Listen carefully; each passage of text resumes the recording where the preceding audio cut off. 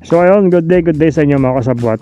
And for today's video, habang bumabiyahe tayo, pag-usapan natin kung bakit buhay na buhay pa rin TMX 125 at bumebenta pa rin ito sa market sa kabila ng mga mangilang-ilang issue nito sa atin, sa mga users na naka-experience. So kung mapapansin nyo guys, sa dami ng mga nagsulputan mga motorsiklo ngayon, iba't iba, magaganda, may mga magagandang features, mga advance, hindi pa rin nawawala ang Honda TMX 125 Alpha sa mga kalsada kahit saan kayo magpunta. May pang tricycle, ginagamit pang long ride, gagaya itong atin. Iba, ginagamit pang build. So, ang hanap buhay, yan. Ang tanong bakit? Kung totoo, hindi naman perfecto yung TMX 125. At may mga ilang reklamo din na sa mga gaya natin na gumagamit nito. Yung iba, yung sabing may mga malakas na yung vibration, mas mabagal kaysa sa ibang 125cc. Kung minsan nga mas mabilis pa yung 110cc gaya ng isa kong motor. So meron din nagsasabing luma na yung disenyo, walang masyadong upgrade, kumbaga kulang sa mga makabagong features. Pero sa kabila ng lahat ng yun, bakit hanggang ngayon nga ba? Bakit hanggang ngayon patuloy pa rin itong bumibenta? So ayan mga guys, ito yung unang dahilan kung bakit. Ito para sa akin lang based on my own experience, dahil nasa matagal-tagal na rin akong gumagamit ng TMX 125. Unang dahilan, subok lang na ang tibay. So mapapansin nyo, ito ang dahilan kung bakit marami pa ring rider nagtitiwala rito. Hindi ito motorsiklong binili para sa ibang karera, mabilisan. Binili ito dahil alam ng may-ari na kahit araw-araw natin gamitin, basta maayos ang maintenance guys, na i-maintain natin ng maayos, nag-check natin, tatagal ito ng maraming taon. Gaya nito, halos mag-6 na taon na, pero goods pa rin yung performance niya. So ito, pangalawang dahilan, madaling maintenance. So halos kahit sa shop guys kayo mapunta, mapadaan, kilala ito ng mga mekaniko ng TMX 125. So napakadaling gawin, kahit nga ikaw, kahit tayo, DIY lang, nood lang tayo sa YouTube ng mga tutorial, nasusundan natin kasi napakasimple lang ng disenyo ng motor na to. Napaka-open, kunyari mag-change oil ka, madali lang gawin. Tuno ng valve clearance, halos ang dali lang. Talagang siya, yung tipid siya sa pag-maintenance pagka may mga kailangang ayusin. So sa mga major problem na yun, saka ka lang pupunta ng mekaniko pag may malaking sira. Pero pag mga simple lang, mga basic kayang-kaya, walang masyadong arte itong TMX 125. So pangatlo, practical ito.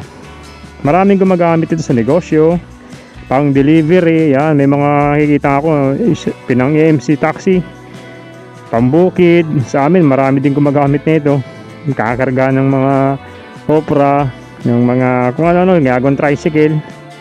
So hindi ito binili dahil uso lang, binili ito dahil para kumita may-ari at magamit sa naayon sa kanyang disenyo. At kapag ang motorsiklo ay nagiging kasangkapan guys para sa kabuhayan, mas mahalaga ang pagiging maaasahan kaysa sa magandang forma. So yan, isa yan sa kung bakit napipili lagi ang TMX 125. So pangapat, matipid sa maintenance. Kagaya nga lang sabi ko sa inyo kanina, pagdating sa maintenance, so kung kayang-kayang i-DIY, pag-change oil, valve clearance, pagpapalit ng gulong, pagpapalit ng bushing, etc., yung mga outer parts, kayang-kaya natin gawin yan. Kaya ako rin naman, hindi rin ako ganun ka sa motor dati, pero dahil nga mabilis siyang pag-aralan, mabilis gawin, nagagawa na natin at nasi-share natin yung mga pagdi-DIY maintenance natin dito sa TMX 125 Alpha natin. So dito mapasok ang TMX 125, simple ang makina, madaling ayusin at hindi komplikado yung mga maintenance guys. Kaya kahit may mga bagong modelo na maraming features, marami pa rin bumabalik sa TMX 125 dahil alam nilang hindi sila bibiguin nito. Hindi tayo binibigo nito kahit sa malalayong biyahe guys.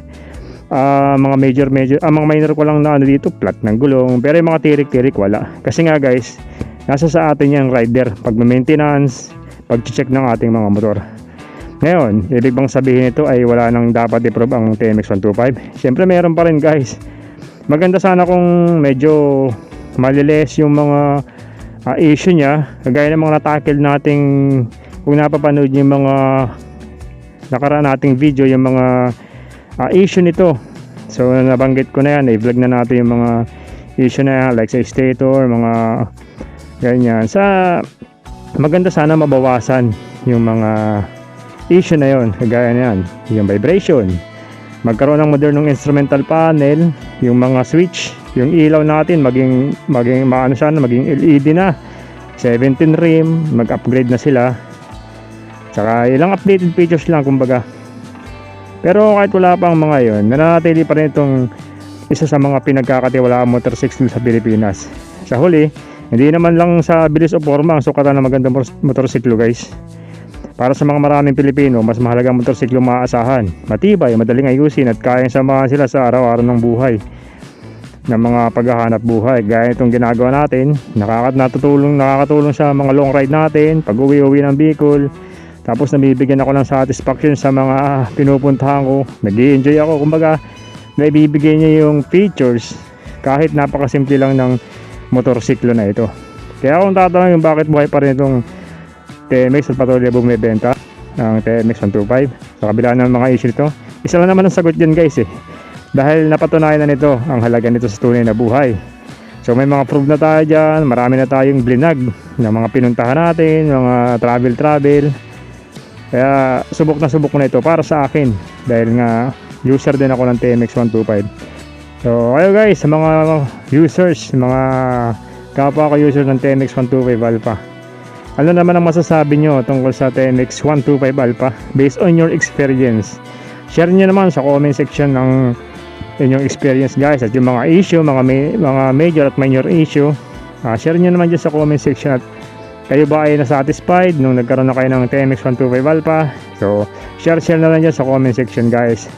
At kung nagustuhan nyo ang ganitong usapang motorsiklo habang bumabiyahe tayo, huwag kalimutan mag-like, mag-subscribe at magkita-kita tayo sa susunod na ride.